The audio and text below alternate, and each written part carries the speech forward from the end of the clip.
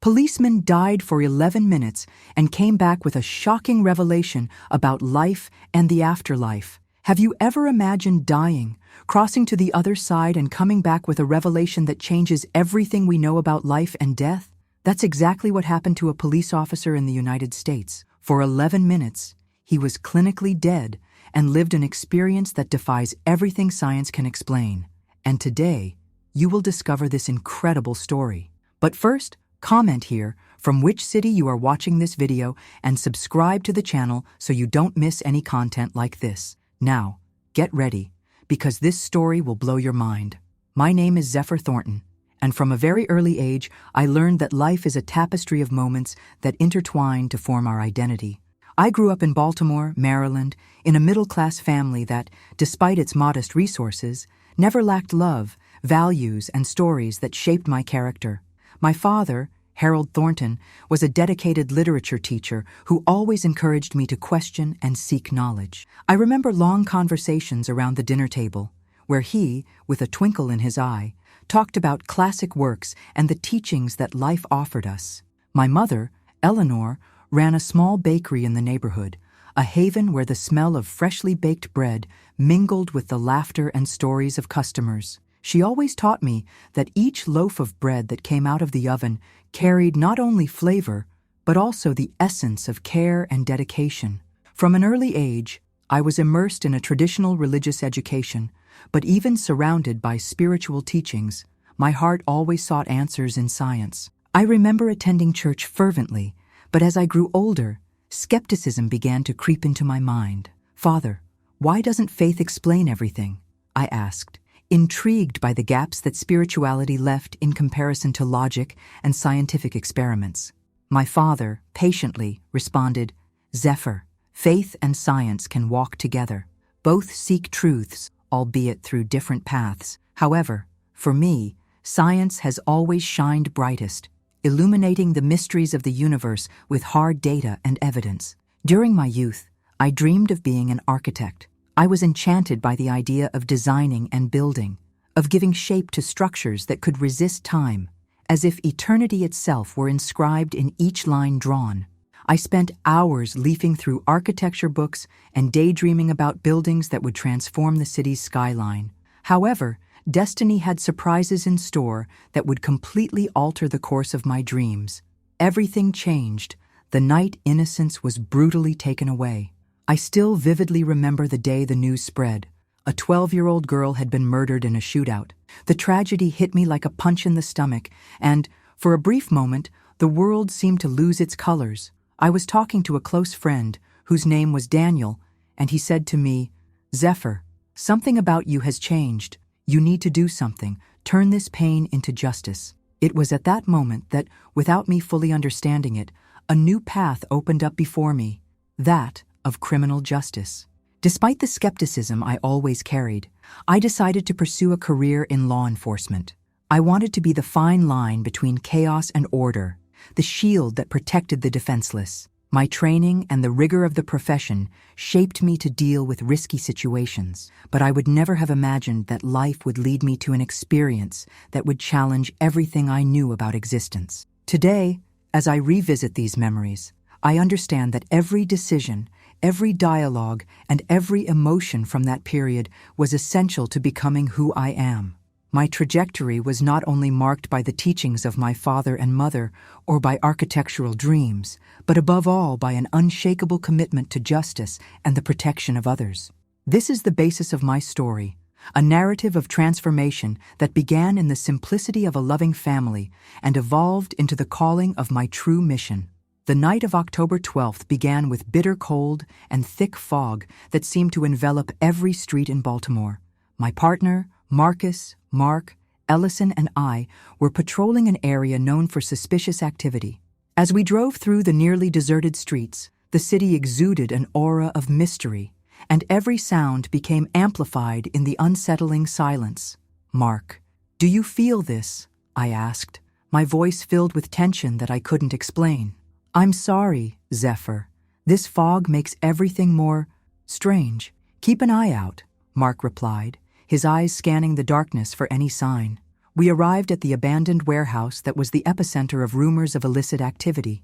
The building, with its worn structure and broken windows, seemed to hold ancient secrets, and each shadow cast on the walls seemed to have a life of its own.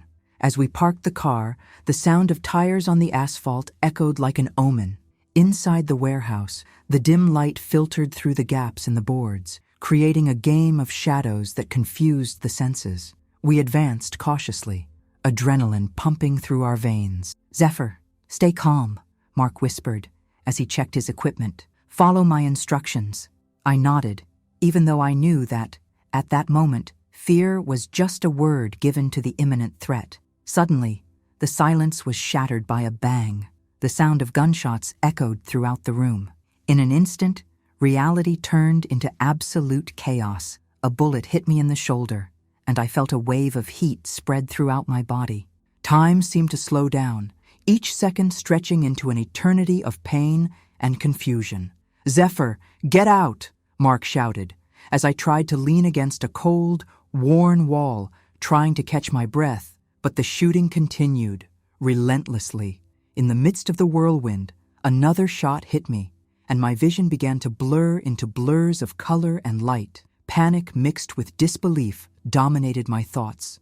I remember a surreal moment when everything around me felt like it was in slow motion. Every speck of dust, every breath seemed charged with meaning, as if the universe was sending me a message through that fateful moment. The shooting intensified, and at the height of despair, the third shot hit me, a final blow that ripped me away from reality. As I fell, darkness quickly approached, but strangely, a sense of peace invaded my mind. Amidst the whirlwind of thoughts, a soft voice echoed, "Don't be afraid, Zephyr." I didn't know if it was a figment of my imagination or something else, but that message seemed to cross the barrier of my own understanding. At that exact moment, as my body became inert, everything seemed to drift away.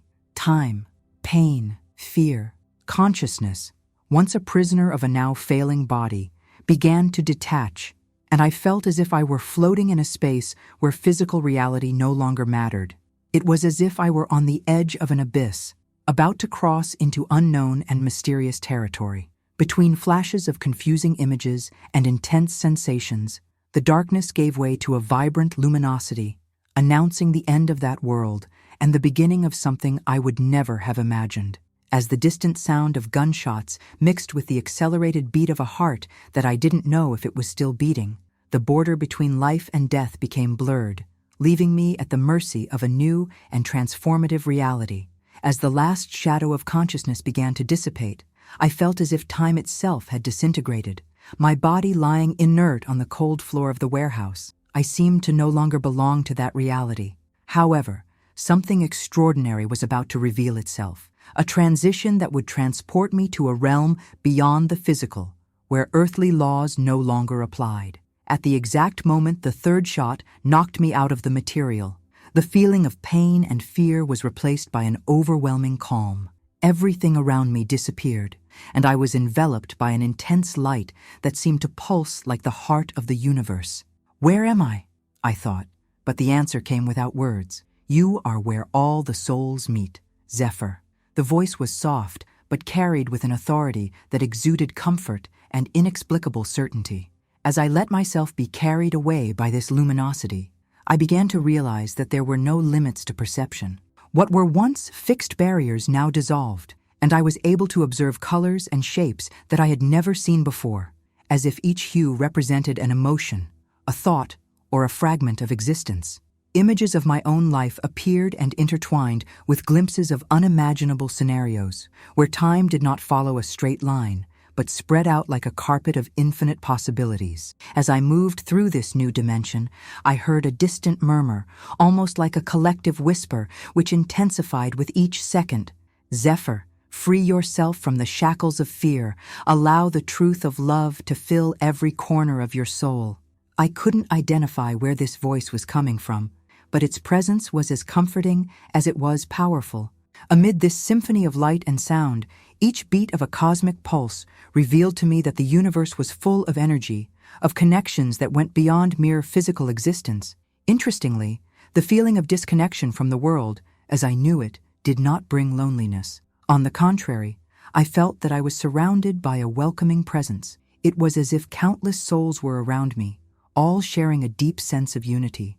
This feeling was not restricted to the idea of a collective consciousness, but rather to an intimate understanding that each being was a spark of the same vital essence. "You are part of something bigger, Zephyr," echoed the voice, now accompanied by images that showed me the vastness of creation, entire cities, beating hearts and rivers of light flowing between the stars. In the midst of this revelation, I realized that there was nothing to fear anymore. Every emotion, every thought, was part of a cosmic dance, a divine choreography that connected the ephemeral with the eternal. As I absorbed every detail of this new reality, I felt a deep peace invade my soul, a peace that defied any rational explanation. It was as if every piece of pain and regret accumulated throughout my life was finally being washed away by this cleansing energy. The transition, although sudden, was also an invitation, a call to transcend physical limitations and understand the true nature of love and existence. In that moment, I understood that the journey unfolding before me was a prelude to something greater. I wasn't simply floating in a vacuum of light. I was being prepared for an encounter that would define not only my destiny, but the way I would see every choice and every gesture of compassion from now on. And even without knowing exactly what would come next, one thing became absolutely clear. The universe, in its grandeur, had plans that went far beyond human understanding. In the middle of that dimension of light, where time and space seemed to dissolve, an imposing figure began to emerge from the radiation. As I approached this entity, the luminosity thickened and my perception sharpened. There was a feeling that I was finally being led into an encounter that surpassed all human understanding. The figure began to take shape, revealing soft features and, at the same time, marked by an ancestral authority. When it finally became clear, I could see it was Jesus. His presence emanated a comforting warmth, and his eyes, deep and compassionate, reflected infinite wisdom. I felt, almost instinctively, that I was facing something that would transcend any teaching I had known until then. "Zephyr, you have finally arrived," he said, with a voice that seemed to echo both in the silence of the universe and within me. I don't understand. Where am I?" I stuttered, surprised and emotional, trying to capture every nuance of his speech and the meaning behind it. Jesus smiled, a serene and welcoming smile, capable of removing all doubts. "This is the threshold of understanding, Zephyr. Here, you see reality for what it is, a web of love and purpose. Every action, every thought, reverberates through the universe. It's time for you to see the awesomeness that resides in each of us." As he spoke, images of my own life began to unfold before my eyes. I saw moments of joy, pain, regret, and courage, all intertwined in a dance that told the story of a man in search of redemption. In one particularly vivid scene, I was reminded of the countless times I ignored the importance of small kindnesses. Now, under the watchful eye of Jesus, I realized that each of these gestures had a meaning that I had never imagined. "You have always had the ability to transform the world, Zephyr, but you need to see beyond the limitations of the physical body. You are an eternal spirit, and your journey is much more than the earthly conflicts we face," he continued, as the landscape around us transformed into a symphony of colors and feelings. I felt as if each word struck directly at the core of my existence. The revelation that human beings were not just temporal bodies, but spirits destined for continuous evolution, shook the foundations of everything I believed. I remember asking, with a choked voice, "But Lord, how can I take this truth to the world without seeming like I'm preaching a doctrine?" He responded with unshakable calm, "It's not about words, Zephyr, but about living this truth. Every gesture of love, every act of compassion is a testimony to divine power. Let your actions speak for themselves." As our conversation continued, the feeling that we were connected to something much larger intensified. I felt that, at that exact moment, the universe was in full synchrony. Every star, every sigh, every tear of regret, and every laugh of hope made up a unique symphony. The barriers between the physical and the spiritual dissolved, allowing me to glimpse how angels and demons operated behind the scenes of life, influencing destinies and shaping reality in subtle but decisive ways. Jesus taught me that the true architecture of existence is not made of bricks or concrete, but of love, faith, and forgiveness. Every choice we make is a note in this cosmic melody, and the harmony we seek lies in the ability to recognize and value this divine connection. With his compassionate gaze, he made me understand that the mission of every human being is, first and foremost, to spread this love, a mission that, although silent, has the power to transform lives and rescue lost souls. As the light that surrounded me began to soften its edges and the spiritual landscape entered a new rhythm, I felt that I was about to receive a revelation that would change my essence forever. Jesus, with his serene presence and penetrating gaze, continued to guide me through scenarios where reality presented itself in ways that defy any earthly explanation. "Zephyr, watch carefully," he said, his voice full of loving and at the same time delicate authority. I found myself immersed in a cascade of images that showed fragments of my life, but this time, with a clarity and depth I had never experienced before. Every smile, every tear, every act of courage and omission shone in a spectrum that transcended time and space. "What do I see, Lord?" I asked, feeling the urgency to understand the purpose behind these visions. "You are observing the impact of your choices, Zephyr. Your every gesture reverberates in the universe, shaping not only your destiny, but also the destiny of those who cross your path." He replied. The images transformed before my eyes. I saw moments of vulnerability and bravery, moments when my decisions, no matter how small they seemed, triggered a chain reaction of love or pain.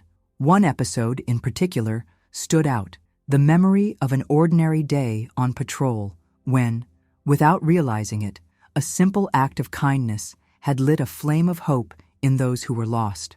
This memory gained vibrant colors, showing that, despite all human imperfections, the ability to transform reality resided in the essence of loving and forgiving. "We are not mere passing bodies, Zephyr. We are eternal spirits, destined to learn, grow, and evolve," Jesus explained, while the atmosphere around him was filled with palpable energy. Each word reverberated in my soul, as if nature itself was responding to this fundamental truth. It was as if, at that exact moment, all the barriers between the known and the unknown had dissolved, allowing me to understand that the physical world is just a part of the immensity of being. I felt a wave of compassion and responsibility flood my being. With silent tears streaming down my face, I asked, "So, how can I take this truth forward? How can I make people realize that life is not about what the eyes see, but what the heart feels?" Jesus smiled, a smile that calmed all my doubts. "Zephyr, this is not about grandiose words or speeches. The truth manifests itself in every act of love and forgiveness. Its mission is to live this truth authentically, inspiring others without needing to say much. Allow your example to speak louder than any preaching."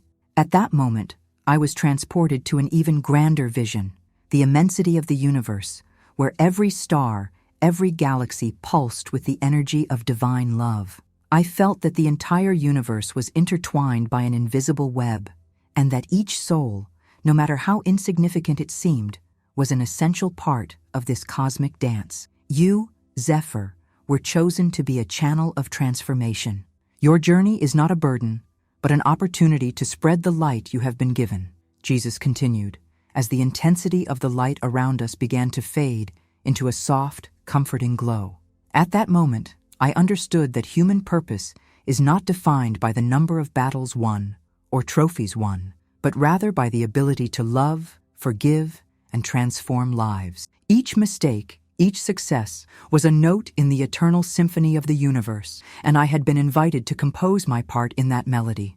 I felt a new energy course through my being, an energy that pushed me to return to my earthly existence with a renewed sense of mission and purpose. The vision that we are all interconnected, that each action has a reflection in the immensity of the cosmos, took deep root in me.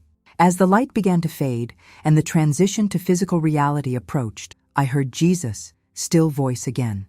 "Remember, Zephyr, the universe is always on your side. Live with courage, love, and the certainty that your every step is part of a greater purpose. The revelation of human purpose was engraved in my heart. We are not mere passengers of time, but artists of our own existence, capable of transforming the world with the strength of unconditional love. When I felt the immensity of light begin to contract, a kind of pull dragged me back to reality. The transition, which until then had been an indescribable peace, gave way to an intense sensation of pain and confinement, as if my soul was compressed to fit back into a physical envelope. In an instant, the brightness turned into a whirlwind of sounds and sensations, and I realized I was returning to the world I had left behind. In a second that dragged on, I felt every fiber of my being reacting to the sudden turn. Sharp pain shot through my body, causing me to open my eyes to see what appeared to be the ceiling of a hospital. Around me, the frantic noise of sirens mixed with Mark's voice, approaching, desperate and relieved at the same time. "Zephyr, you're back!" Mark exclaimed, tears of relief streaming down his face as he knelt beside me. I remember seeing Dr. Jonathan Hayes approaching, with a serious expression but full of surprise. He checked the monitors, adjusted the equipment, and, with a look that mixed science and incredulity, commented, "Incredible. You were clinically dead for 11 minutes and 15 seconds. I've never seen anything like this before. This type of recovery is rare, even for the most resilient." His every word echoed in an environment where the line between the impossible and the miraculous seemed to blur. My body, which I had so often thought was a prison, now put me in touch with a more palpable and painfully human reality. I felt the weight of the sheets, the cold touch of the air conditioning, and the accelerated beat of my own heart, pulsing as if marking the time of a new internal symphony. As the doctors talked among themselves, Mark held me tightly, and I could feel the confidence and urgency of a man who knew a miracle was happening here. "Zephyr, take a deep breath. We're here with you," Mark said, squeezing my hand as I tried to reconnect my consciousness to that body that just moments ago I had left behind. Amidst the confusion of sounds, looks, and touches, a series of thoughts flooded my mind. The feeling of confinement, of returning to a limited space, was overwhelming, and, at the same time, carried a load of meaning. I understood, at that exact moment, that returning to the body was like waking up from a dream where infinity mixed with reality. Every physical sensation was a painful and beautiful reminder that life went on, and that I had been given a second chance. Dr. Hayes, approaching with scientific calm, commented, "Your body suffered severe trauma, but your recovery is extraordinary. We have records that challenge our understanding of life and death." Those words, spoken with a voice that mixed respect for science and a veiled admiration for the inexplicable, awakened in me a feeling of gratitude and also a mixture of fear. Every beat of my heart felt like a reminder that the transcendent experience I had lived had left scars, not only on my body, but on my soul. As the night slowly faded in the hospital setting, Mark remained by my side, making sure I wasn't alone, and the doctors adjusted every piece of equipment to monitor my recovery. The return to life, painful and confusing, was also a rebirth. I was there, surrounded by human voices, concrete touches, and, even if for a brief moment, I could feel the beauty of the fragility of existence. "You're back, Zephyr, and with it, a new purpose," said Mark, in a whisper that seemed to carry all the weight and light of the experience he had just had. As I struggled with the pain and limitations of my body, a certainty took hold. Life, with all its imperfections and wonders, was now a gift that I could never waste. After waking up in the hospital, what previously seemed like a mere detail of any day took on a whole new meaning. My transcendent experience was not just restricted to those hours on the threshold between life and death. It infiltrated every fiber of my being, transforming the way I saw the world and, most importantly, how I performed my job as a police officer. In the days that followed, as I struggled to regain my physical strength, I also struggled to make sense of the changes that were creeping into my perception. Every time I went out on patrol, the routine was no longer the same. I observed every detail with increased attention, The sparkle in the eyes of a teenager passing by on the street, the tired expression of a homeless resident, the subtle sound of breathing of a person isolated on a park bench. Everything carried an energy that I hadn't noticed before, as if each human being was a unique note in the symphony of the universe. On one of these nights, while roaming the alleys of Baltimore, I came across a small group of young people gathered on a street corner. They were talking animatedly, but in the crowd, I could see the loneliness in the eyes of a young man who was hesitant to join the others. I stopped and, in my usual voice, but now permeated with an unusual calmness, I asked, "Hey kid, how are you? You seem a little out of place there. Want to chat a little?" The boy, whose name was Devin, looked at me with surprise, but then, in a shy tone, he replied, I always feel like no one really sees me. Everyone passes by so quickly. And I stay here, alone." At that moment, something woke up in me. I remembered the words that echoed in my near-death experience about how important each being was and how love and empathy could transform realities. I decided to sit down with him and, right there, as night enveloped the city, I had the opportunity to listen to his story. We talked for long minutes. He told me about his difficulties, his fears, and the hope of being seen as a unique person with value. This experience became a symbol for me. Every approach, every interaction, was a chance to show that humanity is interconnected by invisible bonds of compassion. I began to approach even the suspects with a new perspective. Instead of just applying the law, I sought to understand their stories, the reasons that led them to make their mistakes, and even help them find a path to redemption. There was a remarkable occasion when, during a routine approach, I came across an elderly woman who seemed lost, her eyes full of fear and confusion.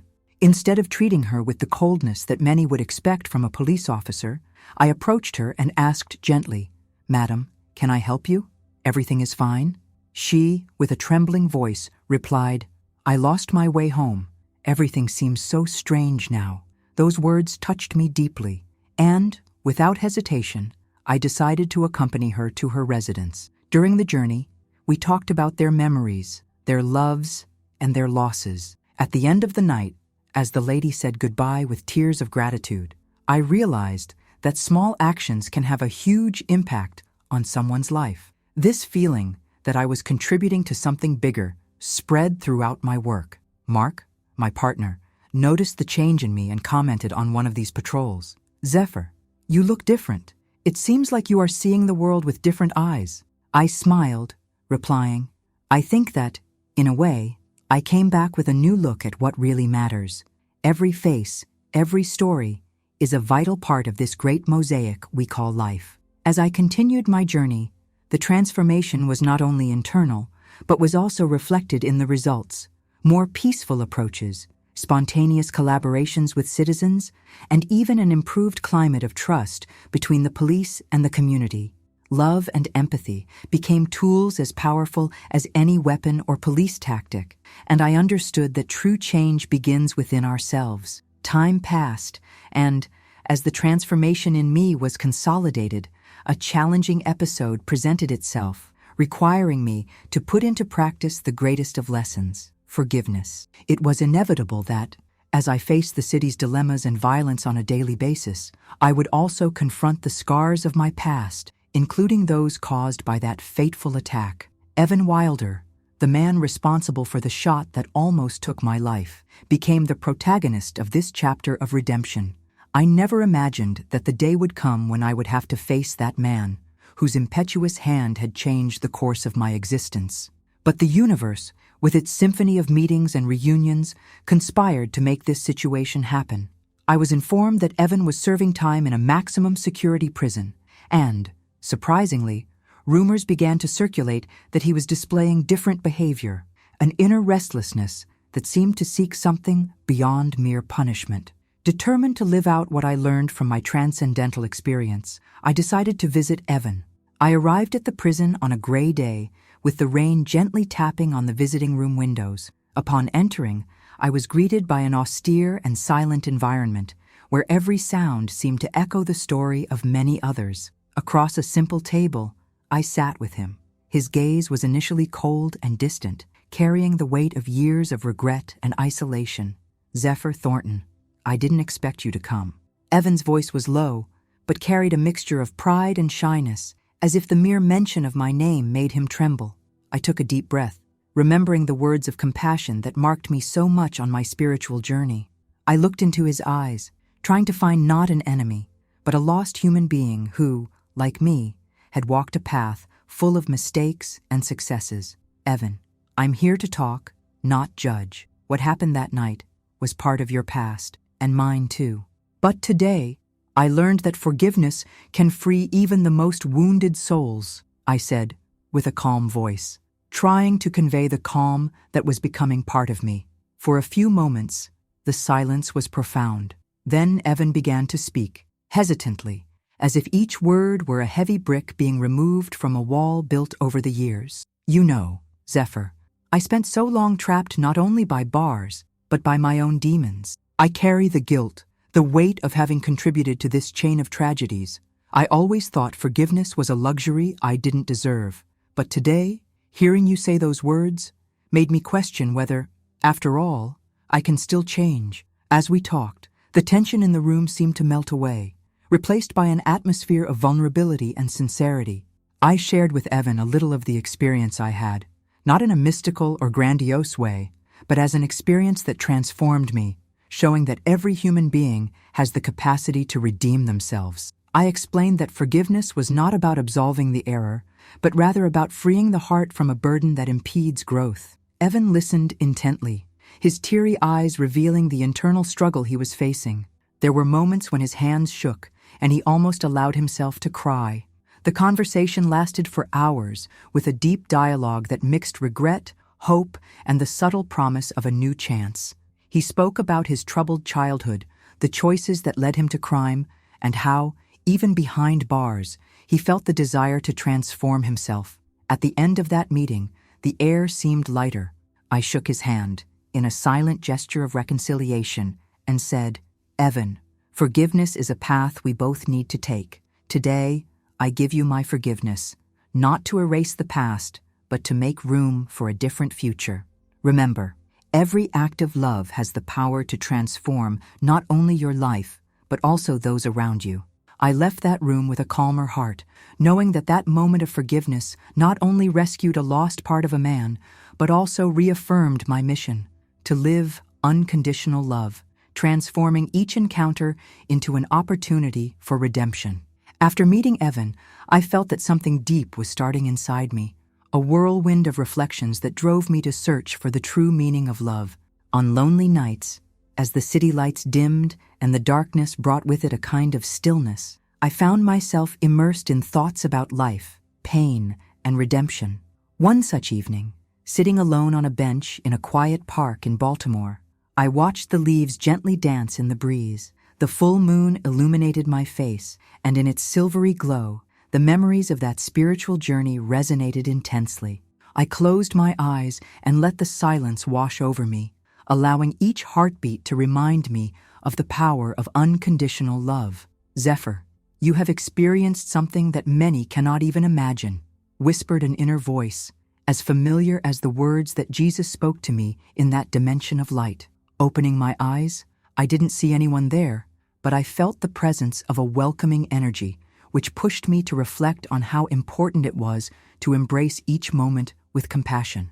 Life, I learned, was not just a succession of days and tasks, but a constant opportunity to spread love, even in the smallest actions. During the rounds, I began to notice how interactions changed. On one occasion, when approaching a young man who seemed to be lost in internal conflicts, I stopped and spoke calmly. Son, life can be cruel, but love is the answer to so many wounds. I know it sometimes feels like everything is against you, but every act of kindness you spread can light up the darkness. The boy, with wide eyes and an insecure expression, murmured, I never thought anyone cared like this. These words, simple and sincere, reinforced my conviction that love, this unshakable feeling, was capable of transforming even the most hardened hearts. As I walked through the streets of Baltimore, the city seemed to whisper ancient secrets, revealing that every corner held stories of pain and overcoming. In a small bakery, where the aroma of fresh bread reminded me of moments from my childhood, the owner, a lady with a kind look, confided, "You know, young man, when life hurts us, love is the medicine that heals the wounds. Every loaf of bread that leaves here carries a little piece of this feeling." These exchanges made me realize that love is not restricted to grand gestures or eloquent words, but manifests itself in small daily attitudes, in sincere conversations, in the smile offered without expecting anything in return. The experience I lived, between the darkness of pain and the light of forgiveness, taught me that love is, above all, accepting human fragility and finding beauty in imperfection. I believe that true transformation occurs when we choose to look at others with empathy, recognizing that, behind every look, there is a story that deserves to be heard. As I reflected on all of this, I felt a deep peace invade my being, a peace that can only come from a soul that reconciles itself with its pain and embraces life with gratitude.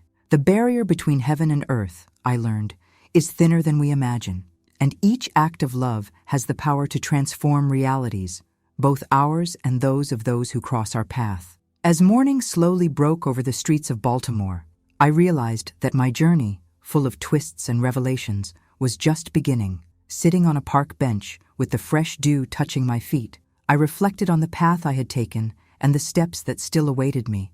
The transcendent experience, the pain, the encounters and the forgiveness amalgamated into a mosaic of profound lessons that irrevocably transformed me.